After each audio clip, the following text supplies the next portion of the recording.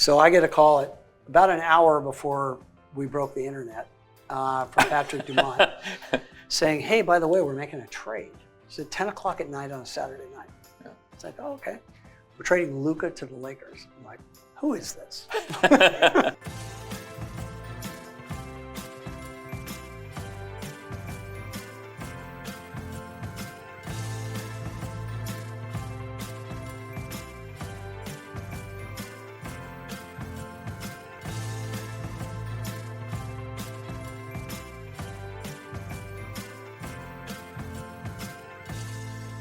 Rick Welts is the CEO of the Dallas Mavericks. He has a legendary career in the NBA. He's headed up 3 different teams, right? The Phoenix Suns, the Golden State Warriors, 3 times NBA champions while you were heading them up. And now he is at the Dallas Mavericks. It's been a wild career. There's a lot we can talk about. Thank you for being here. Thank you. Great to be here. Good to have you. So this is a tough business, right? These are large businesses. You have huge egos to deal with. You have complicated facilities to deal with. You have fans who think they could run the franchise far better than you can.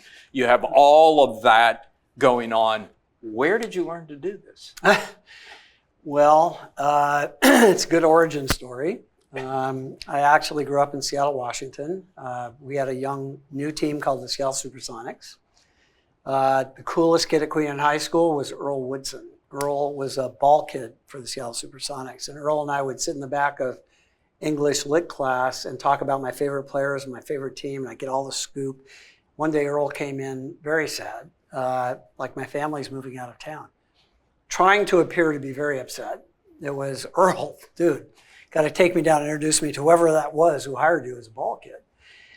It's a punchline and a joke every time I get introduced anywhere, a ball kid for the Seattle Supersonics. I have to tell you. But that's how you started as a ball kid. That's how I started. But and the years I got to spend in an NBA locker room when nobody cared about who that 16-year-old kid was, see the interaction between players and coaches, players and medical staff, trainers, media, ownership, what worked, what didn't work.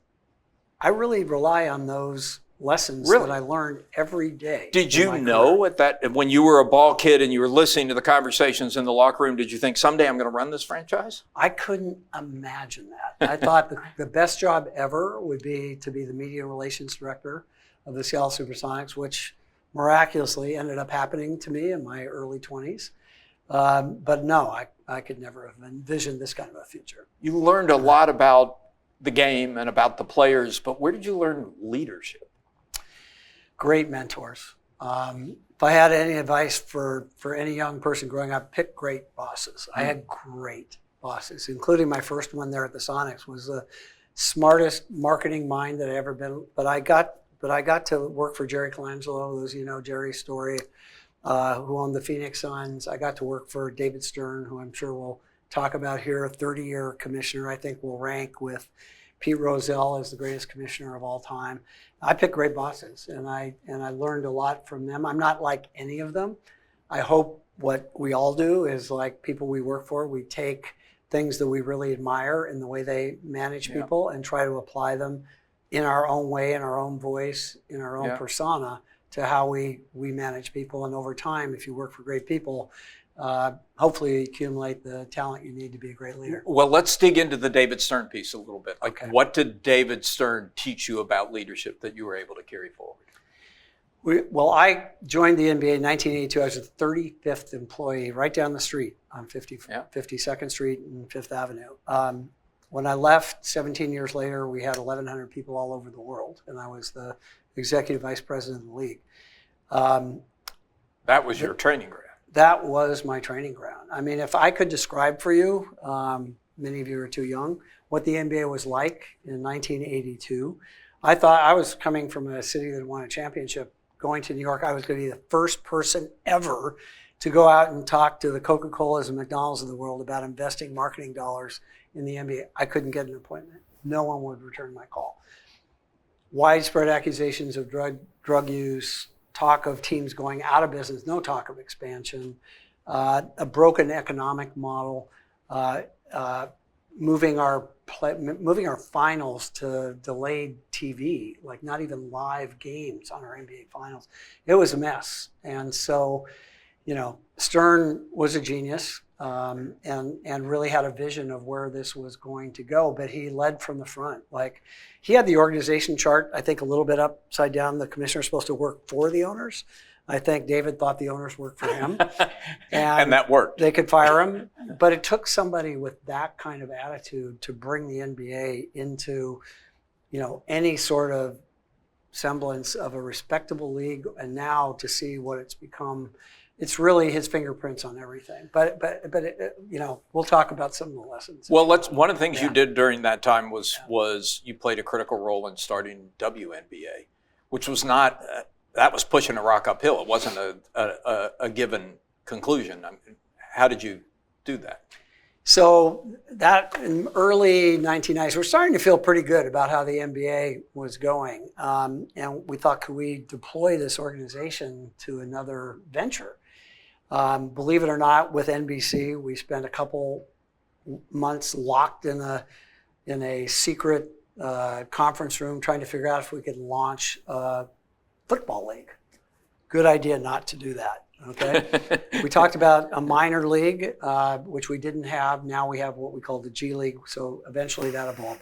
But the one thing we kept coming back to is this is the only major American sport where we have a already existing infrastructure for women's basketball in the college ranks. And we could do something with women's basketball that the NFL couldn't do, or that the NHL couldn't do, and so or baseball couldn't do. So we really ended up focusing on that. And we had a problem. The American women were not winning in international competition. We thought we had the best players, but the way we threw a team together 2 weeks before the Olympics to go play Olympic teams that had been playing together for years, we were not winning gold medals. So the NBA actually agreed, or actually committed to putting together the 15 best women, American women. Tara Vanderveer, the legendary Stanford coach, took a year off, coached that team across the United States, across the world, to a 56-0 record going into the Atlanta Games. And the Atlanta Games, for those of you who remember 1996, were really the women's Olympics. Basketball was a centerpiece, but the women's sports were amazing. And so it was really on the backs of those women who won the gold medal in '96 that we were able to launch the WNBA a year later. But you still had to get people to come to the games. You had to get sponsors to pay for the games. No easy task. And we were so wrong in the model. Okay, here was the model. So it's basketball. We have basketball teams. Like we'll give a group of NBA teams WNBA franchises. They have the ticket sales mechanism. They have sponsorship. All those people who are watching the Boston Celtics during the NBA season are going to go watch a WNBA team. They didn't have a WNBA team, but watch that in the offseason. We were so wrong. We had no idea who our audience was going to be. The women's audience was a completely different audience. So 10,000, we averaged, at the beginning, we got a lot of sampling from NBA fans. We averaged 10,000 fans a game that first season, which was extraordinary.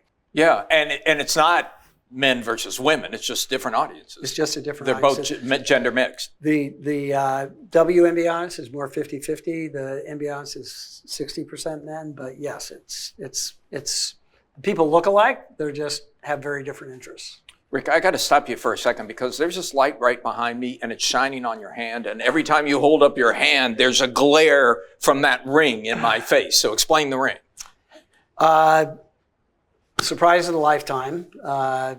Was inducted in the Basketball Hall of Fame in 2018. Very unusual for an executive. It's supposed to be for players and coaches. I did have the best class ever. If you like guards, I got to go in with Jason Kidd, Grant Hill, and Steve Nash. What am I doing in this room? Okay, so it really it's a blessing of a lifetime. Do you ever take it off? Can I try it on? I do. Yeah. So is it heavy? I can't. For those of you who've been around sports and know player championship rings. So I can't wear the Warriors championship rings, or I would list about 20 degrees to the right. But this is not light. No, that's not. But the an NBA championship ring is probably twice that size, made for somebody who's 6'10" and about 260 pounds. So that's not me.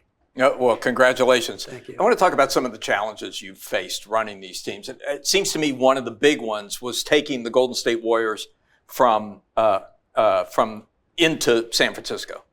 That was a big move, a difficult move. Can you talk about that? A lot of different levels. So imagine this franchise. Actually, one of the original franchises in the NBA started as the Philadelphia Warriors, but had been in the Bay Area for a long time. Had moved to Oakland, originally played in San Francisco, had moved to Oakland and played there for 47 years to great success. 47 years in Oakland. In Oakland, right. So we're talking about two cities that have very different self-images, right, between Oakland and San Francisco. And we're talking about believing the future of our franchise, what we need to build is a brand new arena in San Francisco and move the team. So politically, very perilous. Culturally, I think, very perilous. I'm really proud of how that unfolded. We were completely honest the whole time. We celebrated our history in Oakland. We still celebrate, the Warriors still celebrate. But there must have been a lot of angry people.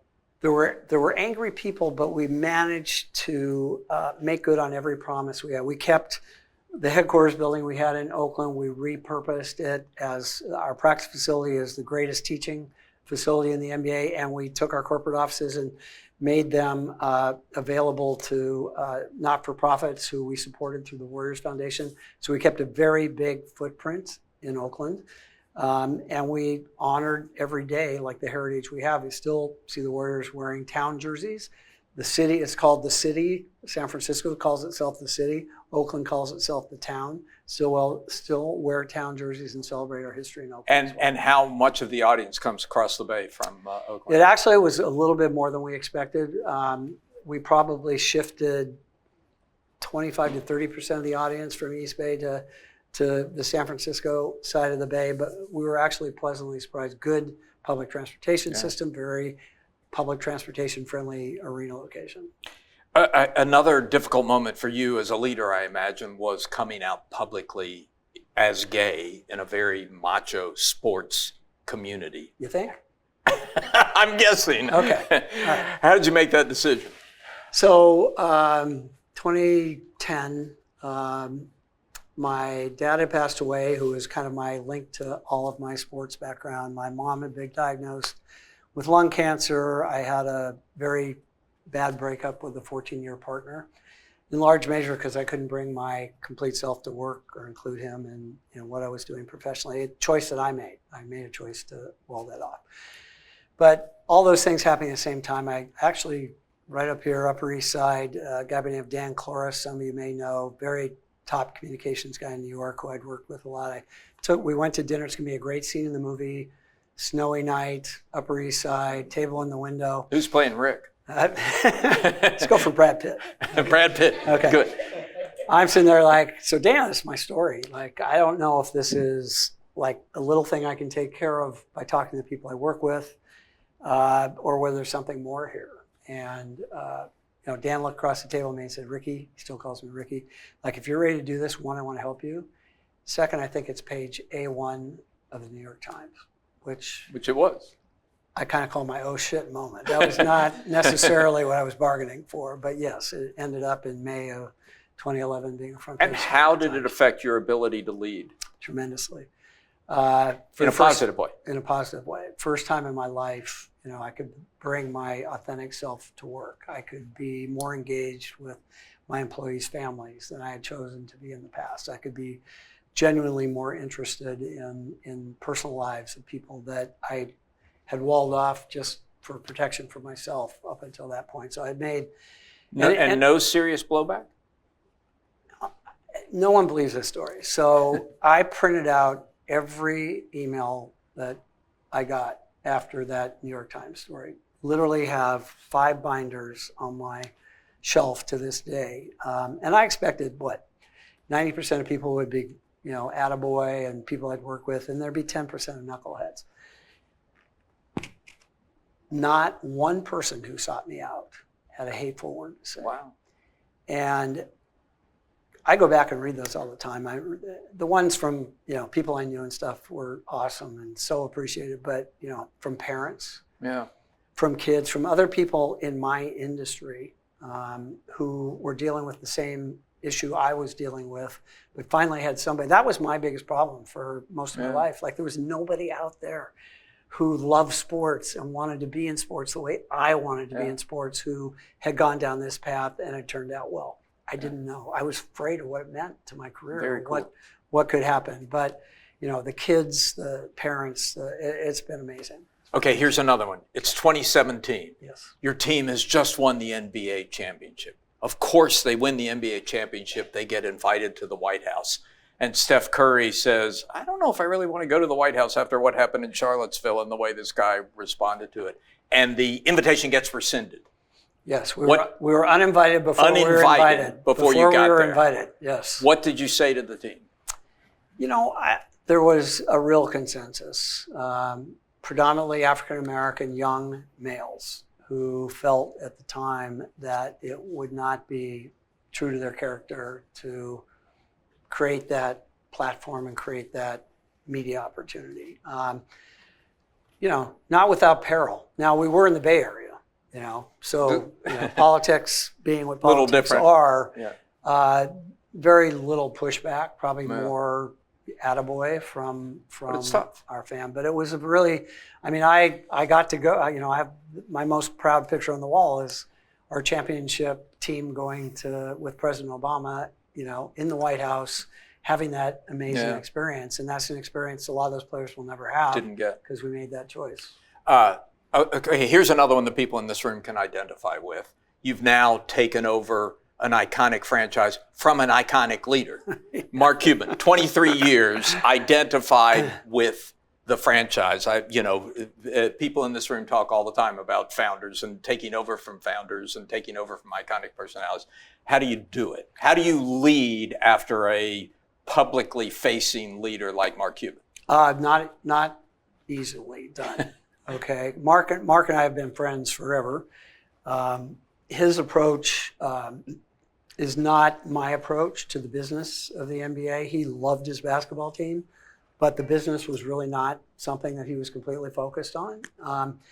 To be where we need to be, to build a new arena, to be the franchise I think we're going to be in the next 10 years, we have to have a much greater focus on business. So, Mark and I talk all the time. He has great insights on fan behavior. He still owns 27% of Dallas Mavericks. So you can't ignore him. He didn't think we made a very good trade with Luka, which is a first, as far as I know, with the owner of the team. Did he yell?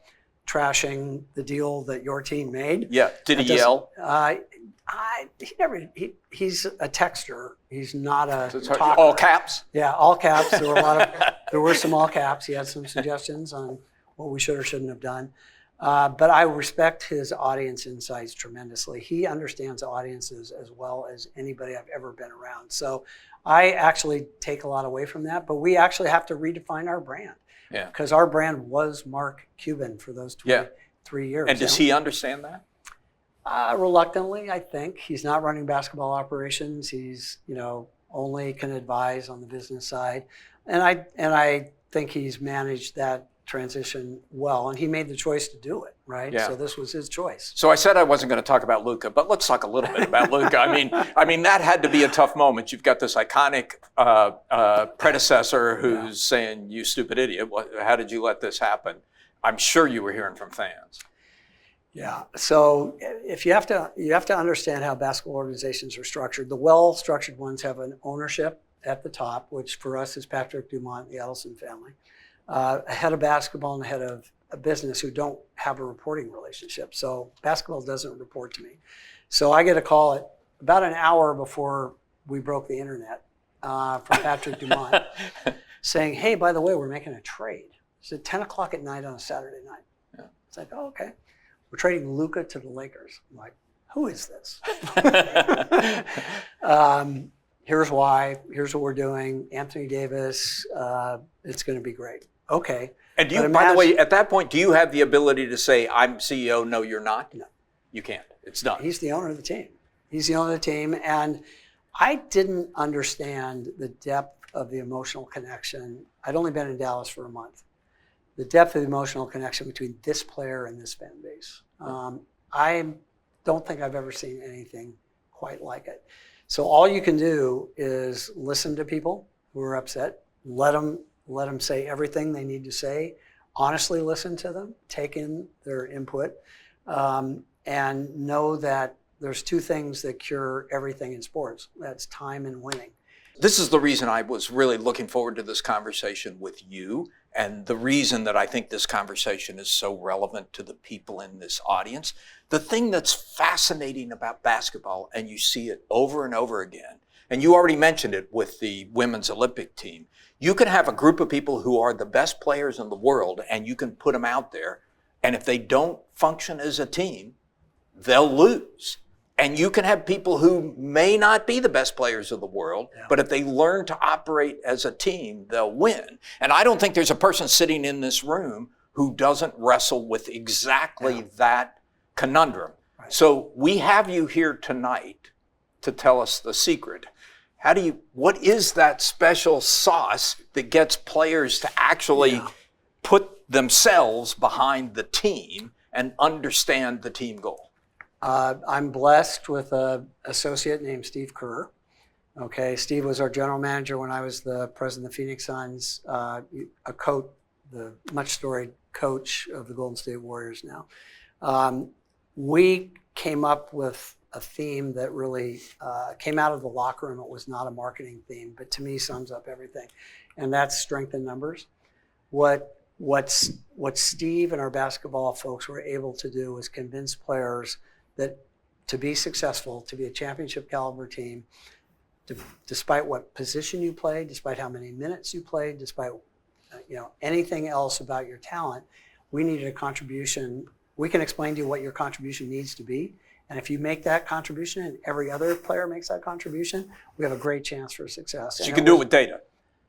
Well, data helps, but emotions help more. So imagine, Steve's first year, he's never coached before he comes in.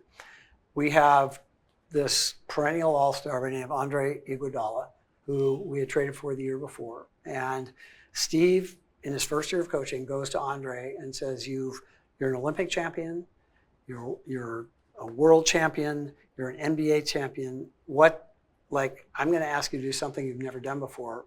I don't want to start you. I want you to come off the bench.